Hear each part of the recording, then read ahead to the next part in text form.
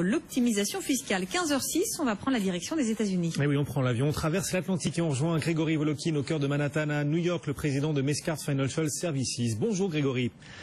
Bonjour Guillaume. Et dans 25 minutes tout rond, ce sera l'ouverture de Wall Street qu'on va suivre en direct. Les États-Unis où la politique reste évidemment au cœur des débats et la politique vis-à-vis notamment de Puerto Rico. Il n'y a pas que la présidentielle, il y a aussi des inquiétudes vis-à-vis de la situation au Puerto Rico. Oui, et en gros la situation économique de Puerto Rico. Puerto Rico a 70 milliards de dettes. Et il commence depuis quelques mois à ne plus être capable de servir les intérêts de cette dette. Pourquoi?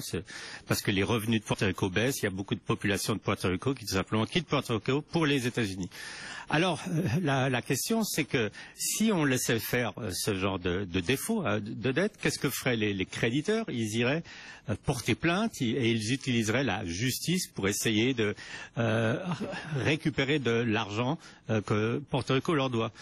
Donc là, le gouvernement est intervenu, la Chambre des représentants a voté hier quelque chose. Et qu'est-ce que c'est cette chose? C'est qu'en fait, maintenant, les représentants vont élire un board de membres du gouvernement et les détenteurs de la dette vont devoir négocier avec le gouvernement. Alors c'est facile à imaginer que quand vous négociez avec le gouvernement américain, en général, vous perdez parce que le gouvernement a tous les pouvoirs aux États-Unis. Donc c'est pas une bonne nouvelle pour les détenteurs de la dette, c'est une bonne nouvelle pour Puerto Rico qui comme ça va éviter ce qui aurait été assez catastrophique.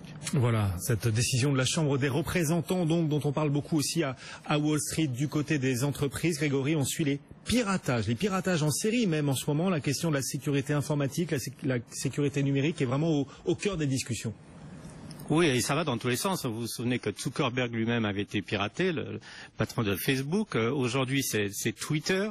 On parle de millions de comptes qui auraient été piratés. Alors, qu'est-ce que c'est pirater le compte de Twitter? C'est tout simplement voler le mot de passe d'accès à Twitter et envoyer des tweets qui sont des tweets absolument faux et frauduleux. Alors, par exemple, il y a quelques jours, le décès du chef de ce qu'on appelle NBA, la National Baseball Association, avait été annoncé sur un compte Twitter piraté. Donc ça, il faut faire attention. Et Twitter a bloqué beaucoup de comptes en disant aux gens, maintenant, écoutez, changez votre password, votre mot de passe pour pas qu'on puisse vous pirater. Voilà, changer le password, pas encore le passeport, mais peut-être plus tard. Merci beaucoup Grégory, on vous retrouvera dans 40 minutes pour le suivi de la séance américaine, ouverture de Wall Street prévue dans 22 minutes maintenant. Le président de Mescart Financial Services